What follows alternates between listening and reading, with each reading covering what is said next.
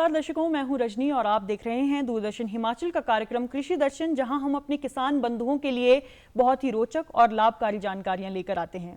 दर्शकों, आज के कार्यक्रम में हम जिस विषय पर बात करने वाले हैं वो एक ऐसे फल के बारे में है जो बहुत ही स्वादिष्ट होता है, हमारी सेहत के लिए बहुत ही लाभकारी होता है और आर्थिक रूप से भी हमारे लिए बहुत उपयुक्त है। दर्शकों, कृषि दर्शन कार्यक्रम की आज की इस कड़ी में हम बात करने वाले हैं कीवी की उन्नत खेती के बारे में, और इस विषय पर हमारे साथ जानकारी देने के लिए मौजूद हैं भारतीय कृषि अनुसंधान संस्थान रीजनल स्टेशन शिमला से प्रिंसिपल साइंटिस्ट डॉक्टर के प्रमाणिक जी। डॉक्टर प्रमाणिक, आपका हमारे कार्यक्रम में बहुत बहुत स्वागत है। नमस्कार। डॉक्टर प्रमाणिक, कीवी का फल बहुत ही स्वादिष्ट होता है और सेहत के लिए भी बहुत फायदेमंद है, हमें पता है, लेकिन फिर भी कुछ अहम सवालों से पहले मैं आपसे जानना चाहूंगी, हमारे दर्शक आपसे जानना चाहेंगे कि इस फल के फायदे क्या हैं और ये इकोनॉमिकली, आर्थिक रूप से किसानों के लिए किस तरह से लाभकारी हो सकता है। देखिए, बहुत अच्छा सवाल आप पूछा जी। आपको पता होगा आजकल का जो प्लेन्स में डेंगू डिजीज हो रहा है। डेंगू जो डेंगू का जो है वो मच्छर काटने से होता है, बिल्कुल, लेकिन वो उसमें क्या होता है जी, उसमें जो ब्लड में प्लेटलेट है वो घट जाता है। अच्छा। फिर कभी कभी फेटल हो जाता है। तो डॉक्टर ने, एम्स का डॉक्टर ने बता दिया जी कीवी फल के अंदर ऐसे गुणवत्ता है जो कि ये जो ब्लड प्लेटलेट डाउन हो जाता है इसको स्टेबल कर देता है। अच्छा जी, डेंगू डिजीज के कारण से। तो ये जो है, एक तो आपको पता ही चल रहा है जी इसका गुण क्या है कीवी फल का। दूसरा, जैसे कोरोना के टाइम में विटामिन सी का, जिंक का डॉक्टर साहब ने सब रिकमेंड करता था। अच्छा। तो कीवी के अंदर इतना विटामिन सी ज़्यादा है, लोग इसको भी उसको प्रतिरोध करने के लिए रिकमेंड करता था जी कीवी खाइए। कीवी के अंदर आपका फाइबर्स है, कीवी के अंदर इतना गुणवत्ता है जी आपका जो स्किन का उसका भी फायदेमंद होता है, हार्ट डिजीज के लिए भी फायदेमंद होता है। तो इसी तरह आप देखोगे जी कीवी में, फल में एक गुणवत्ता भरपूर रहता है। और आप जो बोल रहे हैं इसका कमर्शियल क्या वैल्यू है जी, जो आप देखेंगे, मैं जैसे बोला जी डेंगू डिजीज के टाइम में प्लेन, मतलब आप ये तो हिल्स का फल है जी, जब प्लेन्स में इसका फल उपलब्ध नहीं होता है, एक एक फ्रूट 100 रुपया करके भी बेचा जाता है। अच्छा। लेकिन हाँ जी, ये नहीं है जी कोई भी कीवी ले जाएंगे 100 रुपया तो नहीं मिलेगा ना, नहीं मिलेगा। तो इसको प्रॉपर ग्रेडिंग पैकिंग करके मार्केटिंग जब करेंगे इसका अच्छा उपज मिलेगा, इसका दर मिलेगा। और एक है जी इसका जो भंडारण क्षमता है ना, स्टोरेबिलिटी, पर्टिकुलरली आपका हिल्स में जी जब ये हार्वेस्ट होते हैं जनरली अक्टूबर नवंबर महीने में। अच्छा। जो उसी टाइम में ठंडापन ज़्यादा ही होता है, तो फिर मार्च तक तो ठंडा रह ही जाता है शिमला में। तो एम्बिएंट टेम्परेचर, मतलब रूम टेम्परेचर में ही कीवी आपको मार्च तक रह जाता है, मार्च तक। तो इतना लंबा इसका आपका स्टोरेज लाइफ। तो ये सब देखते हुए और जब आपका प्रॉपर वे में इसको मार्केटिंग करेंगे तो आपको तो प्रॉफिट मिलेगा, आर्थिक रूप से बहुत लाभकारी होगा जी। तो दर्शकों, हम लोग देख सकते हैं कि कीवी के फायदे बहुत हैं, चाहे आप डेंगू की बीमारी बोल लीजिए या फिर आप विटामिन सी, फाइबर, ये तो हमारी सेहत के लिए फायदेमंद है और इसके अलावा हमें आर्थिक रूप से भी बहुत फायदा देने वाला है। तो डॉक्टर प्रमाणिक, जानने वाली बात ये है कि हिमाचल के कौन कौन से क्षेत्रों में कीवी उगाई जा सकती है और कब उगाई जा सकती है? ये भी सवाल बहुत अच्छा पूछा। देखिए, मैं पहले ही बोला जी कीवी एक शीतोष्ण फल के अंदर आता है जी। शीतोष्ण फल क्या होता है, जो हमको हिली फल, मतलब पहाड़ी क्षेत्र का फल, जो थोड़ी सी ठंड में ठंडापन जरूरत है। क्यों बोला, कीवी जब इंडिया में इंट्रोड्यूस हुआ था जी, ये लगाया गया था बेंगलोर में लालबाग गार्डन में। अच्छा। जो प्रसिद्ध गार्डन, बोटेनिकल गार्डन है लालबाग में, वहाँ लगाया गया।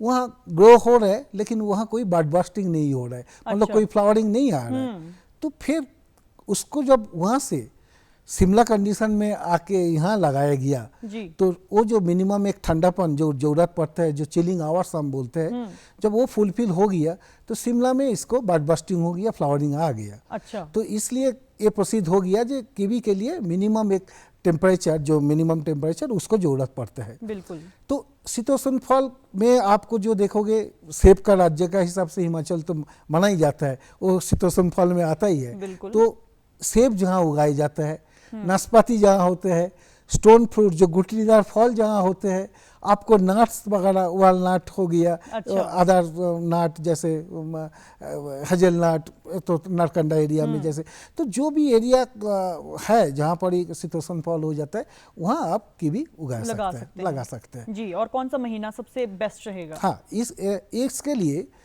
शीतोष्ण फल लगाने के लिए जो महीने होते हैं, ये जनवरी, फरवरी, इवन 15 मार्च तक अच्छा ये आप लगा सकते हैं। वो डिपेंड करेगा जो आपका कौन से एरिया में आप लगा रहे हो। ऊंचाई वाला क्षेत्र लगाएंगे तो मार्च तक आप माने 15 मार्च तक लगा सकते हैं। कम अल्टीट्यूड में माने लगाना चाहिए, जल्दी आ जाता है, तो वो जनवरी में ही आपको लगाना पड़ेगा। तो ये वाला मतलब उसी टाइम में आपको लगाना पड़ेगा। जी बिल्कुल, आपने बहुत अच्छी जानकारी दी कि हमारे एरिया के हिसाब से अलग अलग महीने में हम लगाएंगे। लगा सकते हैं। तो सुनने में ये लग रहा है कि इसकी वैरायटीज भी तब अलग अलग होती होगी। हाँ जी। तो कौन कौन सी वैरायटीज है हमारे पास कीवी की? देखिए, कीवी का जो किस्में आजकल इंडिया में जो चल रहा है, मेन 5 किस्में चल रहे हैं जी। आप देखो, ऊंचाई वाला क्षेत्र के लिए आप हार्वर्ड वैरायटी, अच्छा, वो सबसे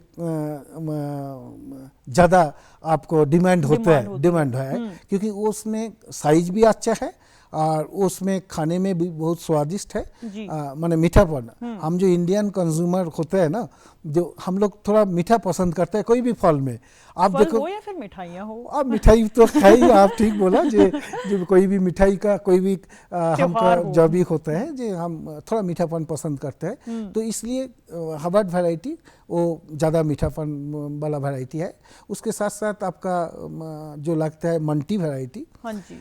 फिर मध्यम ऊंचाई वाला क्षेत्र में आपका एलिसन वैरायटी, अच्छा, एबर्ट वैरायटी। हाँ। फिर नीचे वाला हिस्सा में ब्रूनो वैरायटी, एलिसन वैरायटी। इसी तरह जो किस्में हैं, ये 5 किस्में इंडिया में चल रही है। लेकिन इसके साथ साथ आपका 2 किस्में का नहीं भूलना चाहिए, जो मेल किस्में है। अच्छा। ये है फीमेल किस्में। अच्छा। जो फल देते हैं। हाँ। लेकिन इसके साथ साथ 2 मेल किस्में भी है, टुमरी और मटुआ। अच्छा। तो ये दोनों भी मेल वैरायटी भी चलते हैं। तो चलते हैं मतलब आपको लगाना ही पड़ेगा। बिल्कुल। मतलब हम जो है 9 फीमेल वैरायटी के साथ 1 मेल वैरायटी आपको लगाना पड़ेगा, मैंने मेल प्लांट।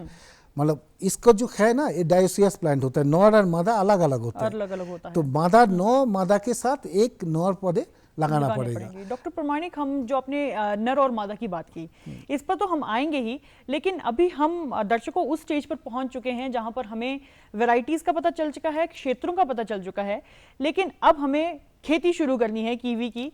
तो किस तरह से, किस जमीन पर, किस मिट्टी पे ये खेती शुरू की जाएगी, ये हमें बताइए आप। ये भी बहुत अच्छा जानकारी, जो पहले एक बार लगाएंगे, कोई भी खेती करेंगे। देखिए, आजकल एक सबके माइंड में होना चाहिए, जो जहाँ पर ही खेती करना है उसका मिट्टी का जांच कराना बहुत जरूरी है। अच्छा। वो जांच करने से आपको पता चल जाएगा जो मिट्टी में क्या चीज़ कमी है। अच्छा। तो आपको वही अप्लाई करना पड़ेगा खाद के हिसाब से। जी। लेकिन आजकल और भी एक कंसेप्ट है, जो आपका जैविक खेती करेंगे कि आप रासायनिक खेती करेंगे, तो उसके हिसाब से आपका पूरा अलग हो जाएगा। अच्छा। दिशा ही अलग है, क्योंकि आपका जो सपोज आपको मिट्टी का जांच करने से आपका नाइट्रोजन का मात्रा कम मिला मिट्टी में। जी। तो नाइट्रोजन तो आप खाद के हिसाब से, जो रासायनिक खाद है हमारा पास है, कैन है, कैल्शियम एमोनियम नाइट्रेट, आपको फ्रूट क्रॉप्स के लिए कैन के हिसाब से कैन दे सकते हैं। फिर आपका एमोनियम नाइट्रेट दे सकते हैं, तो यूरिया दे सकते हैं, तो नाइट्रोजन के लिए। लेकिन जहाँ जैविक खेती करेंगे, तो जैविक खेती जब करेंगे उसमें आपको बायो फर्टिलाइजर देना पड़ेगा, आपको फिर गोबर का खाद देना पड़ेगा। अच्छा। आपका जो वर्मी कंपोस्ट, केचुआ का खाद, ये सब अप्लाई करना पड़ेगा इसके लिए। अच्छा, रासायनिक खाद में थोड़ा बहुत दे के आपका मिट्टी में आ जाएगा वो मात्रा, लेकिन जैविक खेती में उसको मात्रा ज़्यादा देना पड़ेगा। तो डॉक्टर प्रमाणिक, जो आप कह रहे हैं कि हम सॉइल टेस्ट करवाएंगे, उसके बाद हमें रेकमेंड किया जाएगा कि आपको जैविक करना है, ऑर्गेनिक करना है, सॉइल टेस्ट कहाँ पर होगा और हमें रेकमेंड करने वाला कौन होगा कि आप कौन सी खेती आपके लिए उचित रहेगी? देखिए, जैव सॉइल टेस्टिंग यहाँ लैब है हमारा, जो चौड़ा मैदान में स्टेट सॉइल टेस्टिंग लैब है, वहाँ जाके आप करा सकते हैं। अच्छा। नहीं तो आपको प्राइवेट लैब भी आजकल बहुत जगह ठियोग में खोला। हाँ। तो प्राइवेट लैब में भी ले जाके आप करा सकते हैं, नहीं तो इंस्टीट्यूट में जैसे कि यूनिवर्सिटीज़ है, डॉक्टर वाइस परमान यूनिवर्सिटी, वहाँ जो सॉइल साइंस डिपार्टमेंट है वहाँ से करा सकते हैं। आपका पालमपुर में किसी विश्वविद्यालय में वहाँ भी करा सकते हैं। जिला स्तर पर कुछ? हाँ, जिला भी गवर्नमेंट के तरफ से जो आपका हिमाचल गवर्नमेंट जो हॉर्टिकल्चर डिपार्टमेंट है वहाँ भी soil testing lab, leaf testing lab इसी तरह है। वहाँ पर सॉइल एनालिसिस, पत्ते का लीफ एनालिसिस भी हो जाता है, तो वहाँ से पता चलेगा जे क्या कमी है। जी, तो डॉक्टर प्रमाणिक, अब हमारी मिट्टी की जांच हो गई है, हमें पता लग गया है कि हमारी मिट्टी में क्या कमी है और हमें रासायनिक की तरफ जाना है या जैविक खेती की तरफ जाना है। लेकिन दर्शकों, अब हमें जानना है कि इसके पौधे के लिए बीज कहाँ से मिलेंगे, अच्छे पौधे कहाँ से मिलेंगे और किस तरह का ख्याल हमें उन्हें लेते समय करना चाहिए। देखिए, ये तो मैं खाली सॉइल का बात किया, उसके बाद गड्ढा बनाना है। गड्ढा तो जो कोई भी जो फलदार पौधे के लिए, जैसे कि सेब का गड्ढा बना रहे हैं, नाशपाती का गुठलीदार फलों के लिए गड्ढा बनाना है, वही same 3 feet by 3 feet by 3 feet गड्ढा बनाना है। गड्ढा बनाने के टाइम में एक चीज़ ध्यान देना पड़ेगा, जो गड्ढा 3 फीट में मतलब 1.5 फीट का मिट्टी अलग रखना है, फिर 1.5 फीट से 3 फीट मिट्टी उसको अलग रख दीजिए। अच्छा। फिर जो खाद है, रासायनिक खाद व जैविक खाद, वो दोनों में मिक्स करके ऊपर वाला जो मिट्टी अलग रखा था वो नीचे कर दीजिए। अच्छा। और नीचे वाला जो मिट्टी है वो ऊपर में कर दीजिए। ठीक है। उसके बाद आप जो बोला पौधे लगेगा, पौधे का के लिए पहले से ही आपको कोई रजिस्टर्ड नर्सरी बा हमारा जैसे भारतीय कृषि अनुसंधान संस्थान क्षेत्र केंद्र शिमला से बा कोई डॉक्टर वाइस परमान यूनिवर्सिटी से, तो पौधे पहले से आपको बुक करना चाहिए। अच्छा। क्योंकि आप सोचेंगे मैं 200 पौधे लगाऊंगा, आप गड्ढा बना दिया, सब कुछ करके रेडी रखा, फिर आप पौधे ढूंढने लग गया। हाँ।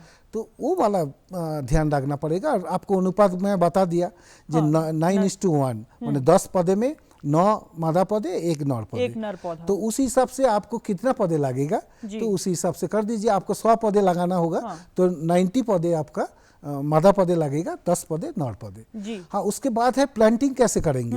ये नहीं है जो आप बोलेंगे भाई 90 फीमेल पौधे मैं एक साथ लगा दिया, 10 को साइड में लगा दिया, ऐसे नहीं करना है। क्योंकि वो जो नर पौधे है वो पॉलिनेशन का काम में करेंगे। अच्छा। परागण प्रक्रिया में। हाँ। परागण प्रक्रिया कौन करेगा? मधुमक्खी करेगा, आपका हवा भी करेंगे, विंड भी करेंगे। तो ये सब चीज रखते हुए नर पौधे को बीच में लगाना चाहिए। अच्छा। ठीक है ना। जैसे आप 10 मादा पौधे लगाएंगे तो 9 मादा पौधे लगाएंगे तो बीच में नर पौधे लगाते जाएंगे। तो इसी तरह फिर पौधे लगाने के बाद ये पौधे जो कीवी है ना, ये बेल जैसे है। हाँ। ये नहीं है जो स्ट्रेट चला जाएगा। तो आपको पहले से एक स्टेकिंग माने सपोर्टिंग स्ट्रक्चर पोल टाइप लगा के इसको स्ट्रेट रखना है। हाँ। 6 फीट हाइट में जाके इसको एक स्ट्रक्चर देना है। ये इसका जो फल लगेगा ना, आप देखोगे तो अंगूर जैसे गुच्छा में लगेगा। अच्छा। तो आपको वो जो स्ट्रक्चर देंगे, हाँ। क्योंकि ये हेवी बेयरिंग, ये 50 किलो से लेकर 1 क्विंटल फ्रूट दे देंगे एक पौधे में ही। हाँ। तो ये आपको स्ट्रक्चर नहीं देंगे तो ये तो नीचे गिर जाएगा। अच्छा। तो सॉलिड स्ट्रक्चर देना पड़ेगा। तो मतलब ये है कि बेल की तरह लगेगा, उसके लिए हमें सहारा देने की जरूरत है और एक मजबूत सहारा देने की जरूरत है। जैसे कि आपको अंगूर का पौधे जैसे लगता है, training defined kind of training system जो होता है ना, जैसे कि टेलीफोन सिस्टम, टी-बार सिस्टम, बावर सिस्टम, आर्च सिस्टम, तो ये सब चीज आपको देखना पड़ेगा कौन से सिस्टम आप फॉलो करेंगे। जनरली आपका टी-बार सिस्टम में ही जाता है, जो एक स्ट्रेट में जाके टी बना देते हैं, तो 3 तार जैसे टेलीफोन वायर उसी तरह इसको देते हैं। बाकी इसको काट छांट का भी बहुत ध्यान रखना पड़ेगा। अच्छा। जैसे कि नया पौधे जो लगा रहे हो उसको स्ट्रेट करने के लिए भी जरूरत है। पुराना जो पौधे है उसको भी काट छांट का। अच्छा। एक तो काट छांट सर्दी का टाइम में करेंगे। काट छांट मतलब आपका प्रूनिंग जी। फर्स्ट जो ट्रेनिंग मतलब ये जो आपको जो स्ट्रक्चर देंगे ना, उसको होता है ट्रेनिंग। जो हम सिंगल ले जाके फिर आपको ब्रांचेस को कितना ब्रांचेस कहाँ कितना देंगे, वो है ट्रेनिंग। प्रूनिंग है काट छांट। तो ये जैसे विंटर प्रूनिंग का भी जरूरत है। अच्छा। इसके लिए लाइट समर प्रूनिंग का भी जरूरत है जी। बहुत सारे फार्मर्स हमारे पास कंप्लेन करते हैं जी डॉक्टर साहब साइज नहीं मिलता है। अच्छा। तो साइज इसका ना वेजिटेटिव ग्रोथ इतना ज़्यादा हो जाता है समर के टाइम, माने गर्मी का टाइम में, ये बरसात के टाइम में, तो उसको आपको लाइट समर प्रूनिंग का ज़रूरत पड़ता है जी। और कभी कभी हम तो कुछ बायो रेगुलेटर जो होता है ना, केमिकल्स, उसको भी डिपिंग करने के बाद एक केमिकल बाजार में आता है साइटोफिक्स बोल के जी, जो सीपीपीयू का केमिकल फॉर्म, उसको 10 सेकेंड के लिए डीप करना है 10 ml पर उसमें लीटर में पानी में घोल बना के, और 10 दिन इसको एंथेसिस के 10 दिन के बाद, मतलब पेटल फॉल स्टेज में जी आप इसको अप्लाई कर सकते हैं। ठीक है, तो कहने का मतलब ये है कि हमें सिर्फ पौधा लगाना नहीं है, हमें उसे एक सहारा भी देना है और समर और विंटर प्रूनिंग भी करनी है, उसकी काट छांट भी करनी है, ताकि उसकी थोड़ी सी झाड़ी नुमा बन जाए और उसका साइज भी अच्छा है और थोड़े ज्यादा फल हमें मिले। मुझे समर प्रूनिंग का मेन है जो सनलाइट इंटेक, जो सनलाइट नहीं आएंगे तो नीचे आपका साइज नहीं बनता है फ्रूट्स का। तो डॉक्टर प्रमाणिक, हमने ये तो बातें कर ली कि किस तरह से साइज मिलेगा और क्या हमें करना है, लेकिन कुछ एक रोग भी लग सकते हैं हमारे पौधों को, किस तरह के रोग होंगे और कैसे उनसे बचा जा सकता है, थोड़ा सा संक्षिप्त में हमें जल्दी से बताइए। देखिए, कीवी ऐसे फल है, इसमें ज्यादा रोग व कीड़ा नहीं लगता है। अच्छा। हाँ, लेकिन फिर भी आजकल एक रोग जो आप बताए, जो व्हाइट रूट रॉट हम बोलते हैं, जो सफ़ेद वाला जड़ गलन रोग जो है, ये एक्चुअली ऑर्चर्ड में फैलता है। हाँ, तो जहाँ पर ही लगाएंगे ये रोग आता है। तो ये रोग के लिए ड्रेंचिंग का बहुत जरूरी है। हम जनरली बेबिस्टिन, और कभी कभी रूट में कीड़ा भी लगता है तो क्लोरोपाइरिफॉस बेबिस्टिन दोनों एक साथ मिला के इसको ड्रेंचिंग कर सकते हैं जी। और इसका ये फल जनरली मंकीज नहीं खाता है, मंकी तो सब फल खा लेते हैं, लेकिन इसके ऊपर ना एक हेयर्स होते हैं। आप कीवी फल देखेंगे, हाँ। जब ये डेवलप हो रहा है, राइप मतलब हार्वेस्टिंग के पहले इसके ऊपर एक हेयर्स होता है, जो हेयर माने चुकते हैं खाने के टाइम में। बहुत ही रोचक बात आपने बताई है। तो मंकीज वगैरह इसमें ज्यादा नुकसान नहीं करते हैं, लेकिन एक हिल मैना होता है, लॉन्ग टेल्ड हिल मैना, ये वो फ्रूट को लेकर चला जाता है। अच्छा। तो इसको बचने के लिए हम जैसे बोलते हैं जो हेलिंग के टाइम में एंटी हेल नेट लगा दीजिए। हाँ। तो एंटी हेल नेट लगाएंगे तो वो प्रोटेक्शन हेल का एक हो गया, साथ साथ ये जो पंछी वाला ये भी नेट देख के डरता है ना, जो कोई फंस ना जाए। हाँ। तो इसलिए डबल प्रोटेक्शन मिल जाती है। डॉक्टर प्रमाणिक, आपने बहुत अच्छी बात बताई है। दर्शकों, जैसे कि डॉक्टर प्रमाणिक ने बताया कि इस फल को ना ज़्यादा रोग लगते हैं और ना ही इस पे बंदर वगैरह ज़्यादा अटैक कर पाते हैं, तो बहुत ही फायदे वाला फल लगता है ये। अब हम चलते हैं अपने नेक्स्ट स्टेज की तरफ कि हमारा फल बनकर तैयार है, हमने फल को बहुत अच्छे से ग्रो किया है, लेकिन अब हमें इसे मार्केट में ले जाना है, अब हम इसे बेचना है, पैकेजिंग करनी है, ग्रेडिंग करनी है और इसे इस तरह से देना है ताकि हमें आर्थिक रूप से अधिक फ़ायदा हो सके। तो डॉक्टर प्रमाणिक, आप हमें ये बताइए, पैकेजिंग ग्रेडिंग का क्या सिस्टम रहता है? ये भी बहुत अच्छा सवाल आप पूछ लिया। देखिए, आजकल ज़माना है जो प्रॉपर पैकिंग करके कोई भी चीज़ को मार्केट में ले आना है। तो क्योंकि कोई भी फार्मर्स हमारे पास जब आता है ना, वो आके बोलते हैं, डॉक्टर साहब हम तो फल आ गया, पेड़ में फल आ गया, हम तोड़ान भी कर लिया जी, बाजार में जब गया तो भाव नहीं मिल रहे, तो क्या रीज़न होगा? तो मैं सोचा जी कीवी का तो डिमांड है, इतना जल्दी देखो सड़ने वाला फल भी नहीं है। प्लेन्स में डिमांड है, इतना अच्छा इसमें विटामिन सी है, फिर आपका इसके अंदर और भी फाइबर्स है, आपका लोग सलाद का हिसाब से भी कीवी का बहुत पसंद कर रहे हैं। तो क्या रीज़न होंगे? आप इसका जैम खाएंगे ना, कीवी जैम, वो बहुत टेस्टी होता है, बहुत टेस्टी। बहुत लोग अभी कीवी जैम खाया नहीं होगा। तो इसका रीज़न जब पता चला, देखा जी वो बोरी भर के ले गया मार्केट में। अच्छा।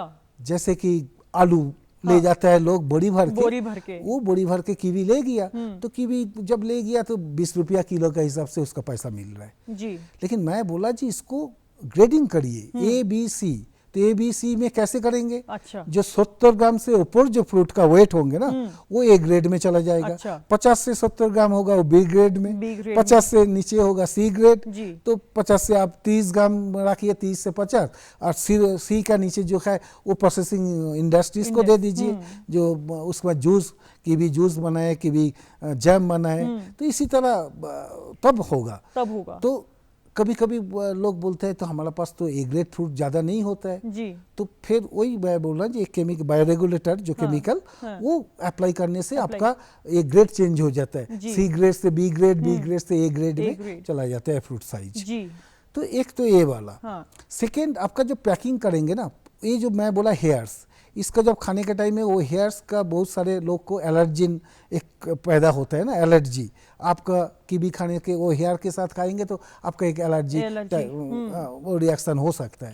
लेकिन इसको फिर वो हेयर्स को रिमूव करने के लिए इधर आजकल जो different kind of grading packing machine आ रहा है तो उसमें हो जाएगा, और नहीं तो आपको कोई कपड़ा लेकर वो जो हेयर्स है ना वो हेयर्स को रिमूव करना पड़ेगा। वो रिमूव इजीली हो जाता है जब मैच्योरिटी स्टेज में आ जाते हैं। तो वो वाला करने के बाद फिर आप करिए 5 किलो पैकिंग में करिए, 2 किलो में करिए, गिफ्ट पैक 5 किलो इसी तरह में पैक करिए। डॉक्टर प्रमाणिक, आपने बहुत अच्छा बताया है कि या तो हम अपने फ्रूट्स को ए, बी और सी ग्रेड में कर सकते हैं, और अगर उससे भी हमारे पास उससे भी नीचे के ग्रेड का अगर कोई फ्रूट है तो हम उसका जैम बना सकते हैं, जूस बना सकते हैं, इस तरह से कर सकते हैं। और हमें कीवी के बालों को हटाना है ताकि कोई एलर्जिक पर्सन है तो उसे एलर्जी ना हो।